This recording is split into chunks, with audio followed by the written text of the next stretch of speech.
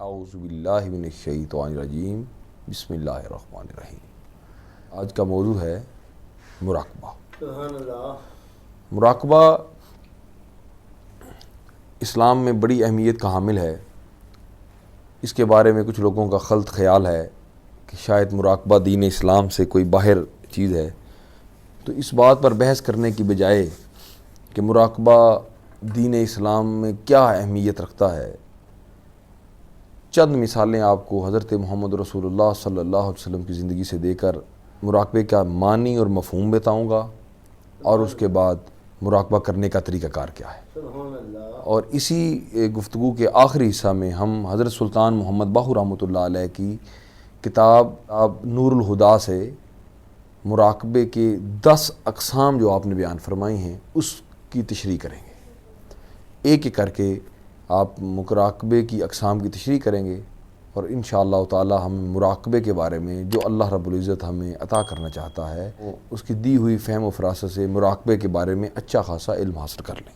مراقبہ سادے لفظوں میں غور و غوض کا نام ہے، توجہ کا نام ہے، اپنی عقل اور شعور کو کسی ایک نقطے پر جمع کرنے کا نام ہے۔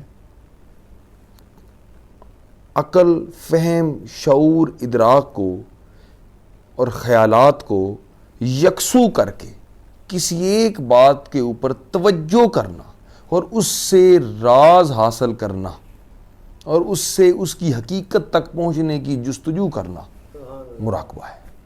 ہم اپنی زندگی میں روزمرہ زندگی میں مراقبہ جات کرتے ہیں جو ہمیں پتہ نہیں ہوتا۔ آپ کاروبار کرنے لگتے ہیں تو آپ سوچتے ہیں، غور کرتے ہیں، توجہ کرتے ہیں کہ کیا یہ کاروبار درست ہوگا، اس کا فائدہ کیا ہوگا، اس کا نقصان کیا ہوگا، تو آپ ایک جگہ بیٹھے ہوئے ہی پورا کاروبار کر لیتے ہیں۔ تو آپ کاروبار چلا تو نہیں رہے ہوتے، لیکن غور و غوض کر کے، توجہ کر کے، اپنے عقل اور شعور کو کسی ایک نقطے پر کھڑا کر کے آپ ساری چیزوں کا ادراک کر لیتے ہیں۔ اسی طرح ہی میں مثال دیتا ہوں، ایک مالی ہے، تو وہ مالی جو ہے وہ اپنے باغ کی کٹائی سے پہلے بڑا غور اور غوض کر کے دیکھتا ہے کہ میں اس باغ کو کس طرح کٹائی کروں گا اور کس طرح خوبصورت کروں گا۔ تو وہ اپنے ذہن میں توجہ، پوری توجہ کے ساتھ اپنے عقل اور شعور کو ایک نقطے پر جمع کر کے، یعنی اس باغ کی خوبصورتی پر جمع کرتا ہے، اور وہ فیصلہ کرتا ہے کہ یہاں پر گلاب کے پھول لگاؤں گا، یہاں پر موتیے کے پھول لگاؤں گا، یہاں پہ گٹا کے پھول لگاؤں گا، یہاں پہ اود کا درخت لگاؤں گا، یہاں پر کھجور کا درخت لگاؤں گا۔ تو اس کی خوبصورتی کو اپنے عقل میں، شعور میں غور و غوض کر کے ایک نقطے پر جمع ہو جاتا ہے۔ غور و غوض کرنا، توجہ کرنا، کسی ایک نقطے پر اپنے آپ کو جمع کر لینا مراقبہ ہے۔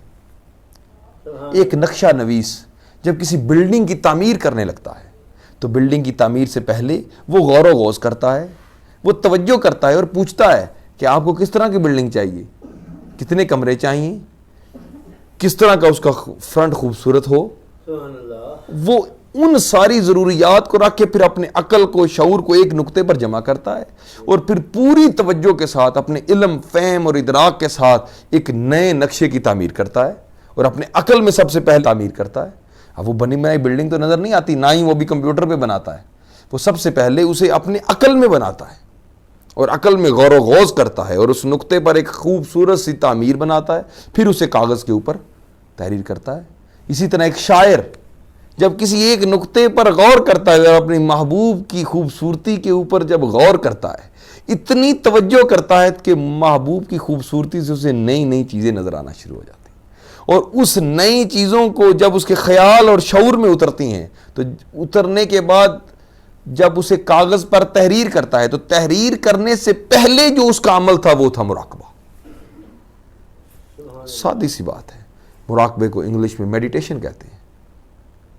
دنیا پوری میڈیٹیشن کر رہی ہے۔ یوگا ہے ہی مراقبے کا دوسرا نام۔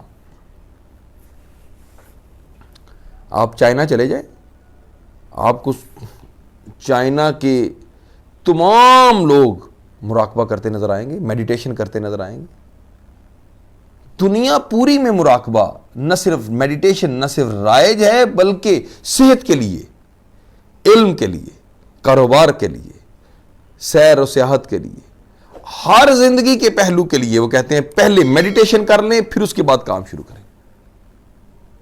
اصل میں لفظ ہے کہ لوگوں کو شاید لفظ مراقبہ سے کوئی مسئلہ ہو، لفظ مراقبہ سے کوئی شاید تکلیف ہو. آئیں میں آپ کو حضرت محمد رسول اللہ صلی اللہ علیہ وسلم کی زندگی سے مراقبہ ثابت کرتا ہوں. آپ کسی کو اگر مراقبے کے لفظ سے چڑ ہے تو مراقبہ نہ استعمال کرے، وہ میڈیٹیشن کا لفظ استعمال کر لے، اور وہ غور و غوض کا لفظ استعمال کر لے، وہ توجہ کا لفظ استعمال کر لے، وہ ارتکاز توجہ رکھ لے لفظ اس کا. تو مجھے لفظ کے ساتھ ضروری نہیں ہے، لفظ کے پر بحث کرنا ضروری نہیں. میں لفظ مراقبہ اس لیے استعمال کرتا ہوں کہ صوفیاء نے لفظ مراقبہ اختیار کیا ہے. سبحان اللہ. باقی اس کا لفظ اگر نام اس کا کوئی اور رکھنا چاہتے ہیں تو اور رکھ لیں. اب میں آپ سب سے ایک سوال پوچھتا ہوں، حضرت محمد رسول اللہ صلی اللہ علیہ وآلہ وسلم غار حرا میں کیا کرنے جاتے تھے؟ بے شک. بہت خوب، بہت خوب. ابھی تک تو آپ نے اعلان نبوت نہیں کیا تھا، ابھی تک قرآن مجید نازل نہیں ہوا تھا، نہ نماز کا کوئی حکم آیا تھا، تو وہاں کیا کرنے جاتے تھے؟ عبادت کا کوئی حکم ہی نہیں تھا، نہ ذکر و اذکار کی کوئی بات تھی. تو آپ غار حرا میں پہاڑوں کی چوٹی کے اوپر تنہائی میں روزانہ چلے جاتے تھے، اور کئی دفعہ 3 دن تک رہے، 40 یوم تک وہاں رہے. کیا کرتے رہے وہاں پر؟ اس سوال کا جواب ضرور پوچھیے گا. میں بتاتا ہوں کیا کرتے رہے. وہاں پہ آپ مراقبہ کرتے تھے، وہاں توجہ کرتے تھے، وہاں پہ غور کرتے تھے، وہاں پر اپنے شعور، عقل، فہم اور ادراک کو ایک نقطے پر جمع کر کے یہ خیال اور گمان کرتے کہ یا اللہ میرے اوپر اپنی حقیقت کو کھول دے. بے شک، بے شک. اتنی توجہ اپنے وجود کے اوپر ڈال لی کہ اللہ رب العزت نے اپنے ادراک رسول اللہ صلی اللہ علیہ وسلم پر کھولنے شروع کر دی. اور آپ ذرا غور کریں، غار حرا کے دروازے سے بیٹھ کر جب دور سے ہم آج بھی آپ جائیں غار حرا کے دروازے پر پہنچے اور بیٹھ کر مکہ مکرمہ کو دیکھیں، دور مکہ مکرمہ کو دیکھیں تو دور سے آپ کو خانہ کعبہ نظر آتا تھا، اس وقت بھی، آج بھی نظر آتا ہے، بڑا باریک نقطے کی طرح آج بھی نظر آتا ہے. تو اس نقطے کے اوپر توجہ کرنی اور غور کرنا کہ خدا اس میں ہے. آپ کوئی کہے گا کہ آپ وہاں پہ عبادت کرنے جاتے تھے. پہلی بات تو یہ ہے کہ عبادت تو ابھی رائج ہی نہیں تھی، حضور نے تو ابھی اعلان نبوت نہیں کیا تھا. بے شک حضور اعلان نبوت کرنے سے پہلے بھی اللہ رب العزت کی طرف سے نبی تھے. آپ تو اس وقت سے نبی تھے جب آدم مٹی اور پانی کے درمیان میں تھا. لیکن بات صرف یہ ہے رائج عبادت نہیں تھی. اگر کوئی کہے کہ عبادت کرنے جاتے تھے تو میں اس کی یہ بات بھی مان جاتا ہوں، پر اس کا ساتھ مجھے دوسرا جواب دینا ہوگا، کیا عبادت مکہ میں رہ کے نہیں ہو سکتی تھی؟ آپ غار حرا میں پہاڑ کی چوٹی پر غار کے اندر بیٹھ کر وہاں پر کون سی خاص عبادت کرنے جاتے تھے؟ مکہ میں وہ عبادت نہیں ہو سکتی تھی. خانہ کعبہ مکہ میں ہے، آپ مکہ کو چھوڑ کر غار حرا میں جا رہے ہیں. حاضرین محترم، سادی سی بات ہے، بحث کی ضرورت نہیں، سادی سی بات ہے. آپ توجہ کرنے جاتے تھے، آپ غور کرنے جاتے تھے، آپ فہم اور ادراک کو ایک نقطے پر جمع کر کے، ادراک کر کے، غور کر کے، فہم اور فراست حاصل کرنے کے بعد اللہ رب العزت کی طرف اپنے پورے وجود کو جوڑ دیتے تھے. اللہ رب العزت فرماتا ہے جو مجھے پانے کی خواہش نہیں کرتا میں اسے نہیں ملتا.